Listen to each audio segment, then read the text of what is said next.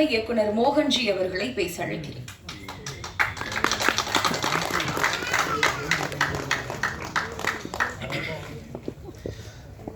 பத்திரிகையாளர்கள் மற்றும் மேடையில் இருக்கும் திரைக்கலைஞர்கள் அத்தனை பேருக்கும் என்னுடைய வணக்கங்கள்.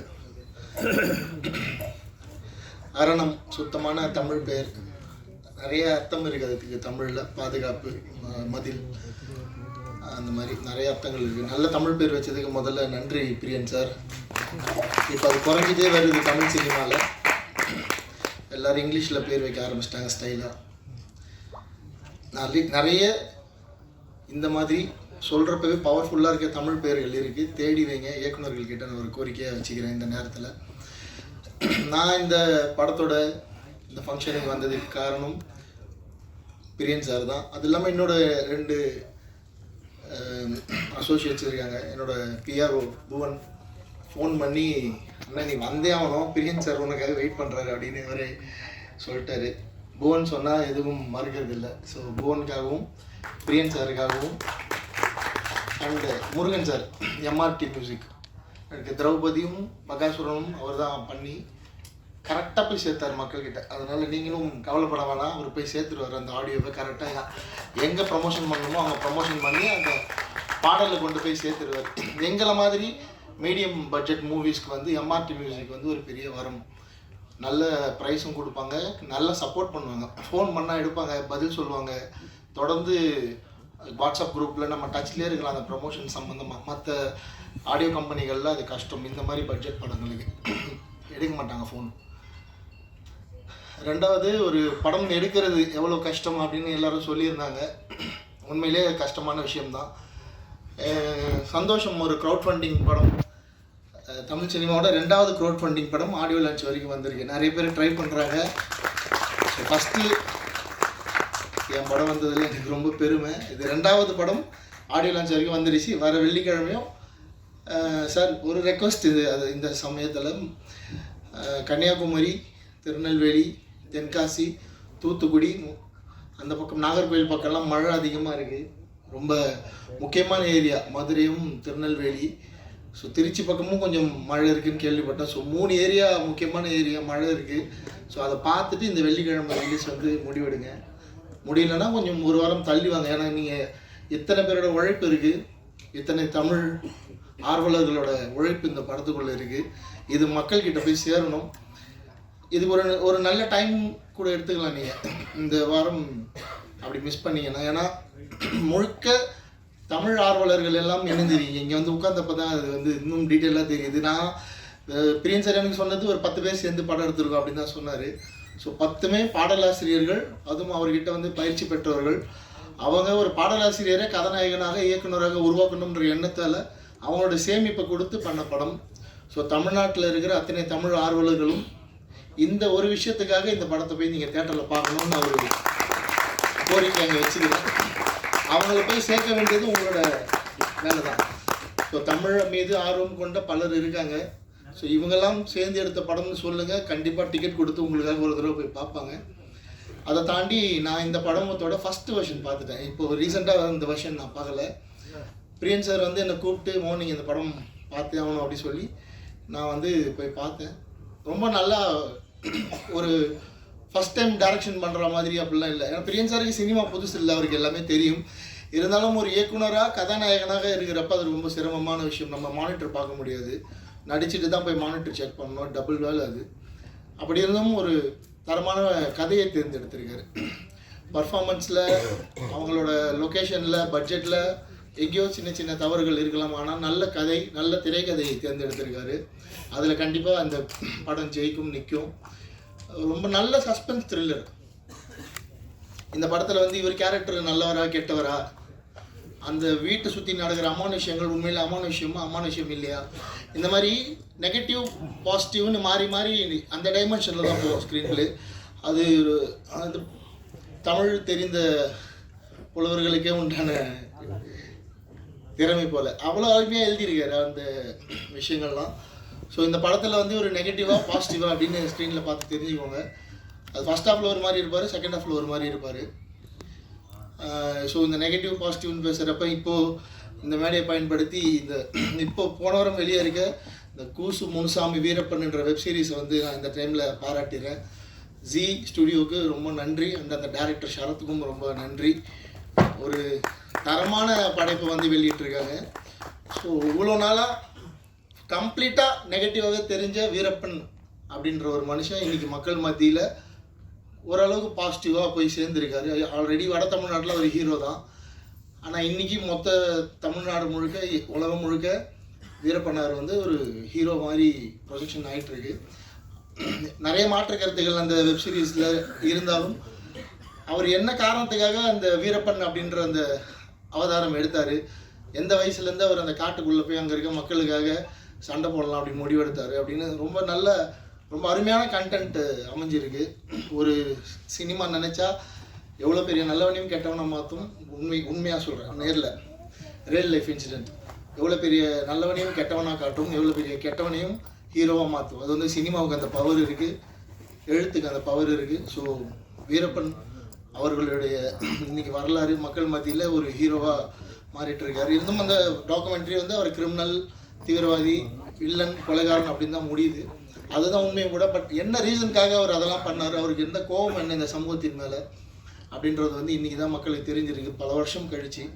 ஸோ இந்த மாதிரி நிறைய ஆளுமைகள் இருக்காங்க, அவங்களெல்லாம் பற்றி தொடர்ந்து வெப்சீரிஸ் வரணும். மலையூர் மம்பட்டியான் இருக்கார், அப்புறம் அரியலூர் பக்கம் வந்து தமிழரசன் இருக்கார், புலவர் கலிய பெருமாள், ஆறுமுக நாட்டார், இந்த மாதிரி இன்னும் நிறைய பேர் இருக்காங்க. இந்த பேர்லாம் சொல்கிறேன்னா யாராவது ஒரு டைரக்டர் இவங்களை பற்றி தேடி அவங்கள பற்றின டாக்குமெண்ட்டும் வந்து அந்தந்த வட்டாரங்களில் இந்த மக்கள் வந்து அவங்க என்ன காரணத்துக்காக இந்த சமூகத்துக்கு போராளியாக இருந்தாங்க, மாவோயிஸ்டாக இருந்தாங்க அப்படின்னு தெரிஞ்சுப்பாங்க. எப்படி அவங்களோட மரணம் நிகழ்ந்தது, அதில் என்ன உண்மை இருக்குது, அதில் என்ன அரசியல் இருக்குது, அதெல்லாம் புரிஞ்சுப்பாங்க. அது வந்து சினிமா மட்டும்தான் அதை செய்ய முடியும். என்னதான் பத்திரிகை, மீடியா அதெல்லாம் நியூஸ் வந்தாலும் திரைச்சித்திரமாக பார்க்குறப்ப அது பெருசாக போய் மக்கள்கிட்ட ஒரு பெரிய பாதிப்பு ஏற்படுத்தும். ஸோ அந்த வகையில் அந்த கூஸ் முனுசாமி வீரப்பன் தொடரை எடுத்த அத்தனை பேருக்கு முன்னாடி மனமார்ந்த நன்றிகள் இந்த மேடையில். நெக்ஸ்ட்டு நம்ம திருப்பி அரண்மனைக்குள்ளே வந்துடுவோம். ரொம்ப சந்தோஷமான தருணம். ஒரு அநேகமாக ஸ்நேகன் சார், பாவஜய் சாருக்கு அப்புறம் நீங்கள் ஹீரோ இருக்கீங்க இல்லையா, ஒரு பாடலாசிரியராக, வேறு யாரும் இல்லை. ஸோ அதில் ஒரு முக்கியமான இடம் இந்த முதல் 3 அதுக்குள்ளே வரதெல்லாம் ரொம்ப சூப்பர். கண்ணதாசன் சார் மேலே ரொம்ப மதிப்பு, வாலி சார் மேலே ரொம்ப அன்பு கொண்டவர் பிரியன் சார். ஸோ கண்ணதாசன் சார் மாதிரி ப்ரொடக்ஷனுக்குள்ளேயும் வந்துட்டார். அதுவும் ஒரு படத்தில் ப்ரொடியூசராக, ஹீரோவாக, டைரக்டராக பெரிய அவதாரம் தான் இது, பெரிய பொறுப்பு இருக்குது. அவரை நம்பி ஃபன் பண்ணவங்கெல்லாம் சப்போர்ட் பண்ணுங்கள். நல்லது கெட்டது எது வந்தாலும் கூட இருங்க கடைசி வரைக்கும். இது தொடக்கம் தான். அவர் உருவாக்கிய மாணவர்கள் நிச்சயமாக அவரை திருப்பி தாங்கி பிடிப்பாங்க, அதில் எந்த மாற்றம் இல்லை. எனக்கு தெரியும், நான் போயிருக்கேன், 2 ஆண்டுகள் நான் கலந்துருக்கேன் அந்த பயிற்சி பற்றியில். ஸோ ரொம்ப புது முயற்சி, புது விஷயம், இதுவுமே ஒரு முயற்சி தான். ஸோ நீங்களாம் அவருக்கு வந்து சப்போர்ட் பண்ணணும். ஹீரோயின் ரொம்ப நல்லா இருக்குது அந்த ஃப்ரேமில், விஷுவலில் பார்க்க. நான் புது ஹீரோயின் நினைக்கல, இப்போ தான் சொல்லி தான் தெரியும் அவங்க ஃபஸ்ட் படம் பண்ணுறாங்க. ரொம்ப நல்லா பர்ஃபார்ம் பண்ணியிருக்காங்க, சூப்பராக இருக்காங்க விஷுவலாக ஸ்க்ரீனில் பார்க்க. அண்டு படத்தை ரிலீஸ் பண்ணுறதுக்கு ஒரு மனுஷன் வந்திருக்காரு. அது இந்த காலகட்டத்தில் அதுக்கே தனியாக நீங்கள் அவருக்கு ஒரு கைத்தட்டல் கொடுக்கலாம். நிஜமாகவே ஒரு பெரிய விஷயம் அது. ஒரு கம்பெனி ஒரு படத்தை வந்து நாங்கள் ரிலீஸ் பண்ணுறோம் இந்த சிச்சுவேஷனில், ரொம்ப பெரிய விஷயம் அது. ஸோ அவருக்காக தான் நான் அதை சொன்னேன். இந்த வெள்ளிக்கிழமை, அதாவது தப்பாக எதுவும் எடுத்துக்க வேண்டாம், மழை நேரத்தில் ரிலீஸ் பண்ணால் அந்த ஒரு ஏரியாவிலேருந்து வர ஒரு 10 லட்சம் மிஸ் ஆனால் கூட 3 ஏரியாவிலேருந்து நமக்கு 30 லட்ச ரூபா அடி வாங்கும். ஸோ அவரோட சைட்லேருந்து தான் நான் அதை சொன்னேன். ஸோ நல்லது கெட்டதெல்லாம் நீங்கள் அதை யோசித்து நல்ல முடிவு எடுங்க. இந்த வாரம் இல்லைன்னா அடுத்த வாரம் வந்தாலும் நிச்சயமாக இந்த படம் மக்கள் மத்தியில் பெரிய பேர் வாங்கணும். ஸோ அதுக்கு நீங்களாம் உதவணும். தமிழ் மீது பற்று கொண்டவர்கள், இந்த தமிழ் மீது ஆர்வம் கொண்ட கூட்டணிக்கு ஆதரவு கொடுக்கணும்னு வேண்டிக்கிறேன். தேங்க்யூ. இந்த படம் வெளியிட இருக்கிறோம். இந்த ஹரியுத்ரா ப்ரொடக்ஷனில் நான் கொஞ்சம் ஒர்க் பண்ணிகிட்ருக்கேன். இந்த பாடலை வந்து எப்படி மேடம் ப்ரொமோஷன் பண்ணுறது அப்படின்னு சொல்லி சார் நாங்கள் எல்லாம் பேசிகிட்டு இருந்தோம். இவங்க சொன்னது மாதிரி பிரியன் சார் வந்து அவ்வளோ சீக்கிரத்தில் வந்து எதுலேயும் வந்து திருப்தி அடைய மாட்டார். அப்போ நாங்கள் எல்லாம் உட்காந்து பேசிகிட்டு இருக்கும்போது சொன்னாங்க, இதை இப்படி நம்ம வந்து ப்ரொமோஷன் கொடுக்கணும் அப்படின்னு சொல்லிட்டு. அப்போ இன்ஸ்டாகிராம் நண்பர்கள்ட்ட கொஞ்சம் பேசி இந்த பாடல் எல்லாம் வெளியிடலாம்னு இருந்தோம். காற்றுல என்னன்ற சாங் வந்து பாடல் சார் வந்து ரொம்ப அருமையாக பண்ணியிருக்காங்க. இந்த பாடலில் நிறைய வியூஸ் போயிருக்கு. கதாநாயகி வர்ஷா அவர்கள் அருமையாக நடித்திருக்கிறார்கள். படத்தின் அறிமுகம் அப்படின்றது தெரியவே இல்லை. நிறைய படங்கள் நடித்த மாதிரி நல்லா பண்ணியிருக்காங்க.